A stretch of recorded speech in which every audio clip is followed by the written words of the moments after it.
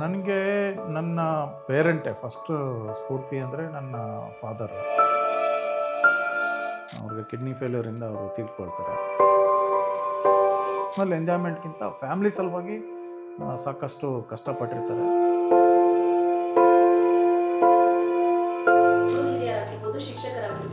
ಅವತ್ತಿನ ಬೆತ್ತದ ಇವತ್ತು ನಮಗೆ ಈ ಡಿಸಿಪ್ಲಿನ್ ಲೈಫ್ ಲೀಡ್ ಮಾಡೋದಕ್ಕೆ ನಾವು ಬೇಬಿ ಕ್ಲಾಸ್ ಅಂತ ಏನು ಹೇಳ್ತೀವಿ, ಅಲ್ಲಿಂದ PUC ಸೆಕೆಂಡ್ ಇಯರ್ ಅಷ್ಟು ಫ್ರೆಂಡ್ಸು ಇವತ್ತಿನಿಗೂ ಕೂಡ ನಾವು ಟಚ್ಚಲ್ಲಿದ್ದೀವಿ. ನಿಮ್ಮ ಬಾಳ ಸಂಗಾತಿಯಾಗಿ ಬಂದಂಥ ಅಂದರೆ ನಿಮ್ಮ ಮಡದಿಯ ಬಗ್ಗೆ ಅವರಲ್ಲಿ ಆ ಧೈರ್ಯ ನನಗೆ ನಿಮ್ಗೆ ಇಷ್ಟ ಆಯಿತು. ಪೊಲೀಸ್ ಅಧಿಕಾರಿ ಆಗುವಂತಹ ಸಂದರ್ಭದಲ್ಲಿ ನಿಮಗೆ ಒಂದು ಟ್ರೈನಿಂಗ್ ಪೀರಿಯಡ್ ಅಂತ ಇರುತ್ತೆ. ಪೊಲೀಸಲ್ಲಿ ಜಾಯ್ನ್ ಆದಮೇಲೆ ಪರ್ಸ್ನಾಲಿಟಿನೇ ಚೇಂಜ್ ಆಗಿಬಿಡುತ್ತೆ, ನಿಮ್ಮ ವಾಕಿಂಗ್ ಸ್ಟೈಲು ಚೇಂಜ್ ಆಗುತ್ತೆ.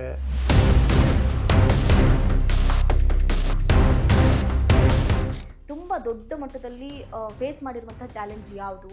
ಯಾರನ್ನೂ ಮುಂದೆ ಬಂದ್ರೂ ಗಾಡಿಗೆ ಓಡಿಸ್ಕೊಂಡು ಹೋಗ್ಬಿಟ್ಟು ಈಗಾಗಲೇ 2-3 ಇನ್ಸ್ಟೆನ್ಸಸಲ್ಲಿ ನಮ್ಮ ಪೊಲೀಸರ ಮೇಲೆ ಅಟ್ಯಾಕ್ ಮಾಡಿರೋದು.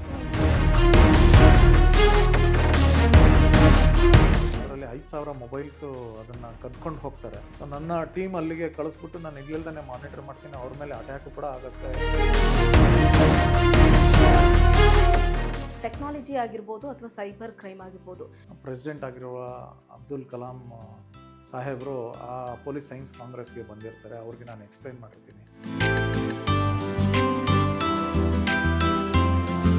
ಸೊ ನನಗೆ ಪೊಲೀಸ್ ಕಂಪ್ಯೂಟರೈಸೇಷನ್ನಲ್ಲಿ ಮತ್ತು ಕಂಪ್ಯೂಟರ್ ಅವೇರ್ನೆಸ್ ಆ್ಯಂಡ್ ಆಟೋಮೇಷನ್ ಕಾಂಪಿಟೇಷನ್ನಲ್ಲಿ ಇಂಡಿವಿಜುವಲ್ ಗೋಲ್ಡ್ ಮೆಡಲ್ ಆಗುತ್ತೆ.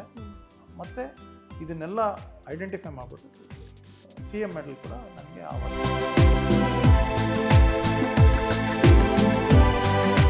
ನಾನು ಡಿಪಾರ್ಟ್ಮೆಂಟಲ್ಲಿ ಏನು ಕೆಲಸ ಕಾರ್ಯಗಳು ಮಾಡಿರ್ತೀನಿ ಇದನ್ನು ಗುರುತಿಸಿ ಈ ವರ್ಷ ಅಂದರೆ 2026 ರಾಷ್ಟ್ರಪತಿಗಳ ಶ್ಲಾಘನೀಯ ಸೇವೆಗೆ ಮೆಡಲ್ ಲಭಿಸಿರ್ತದೆ.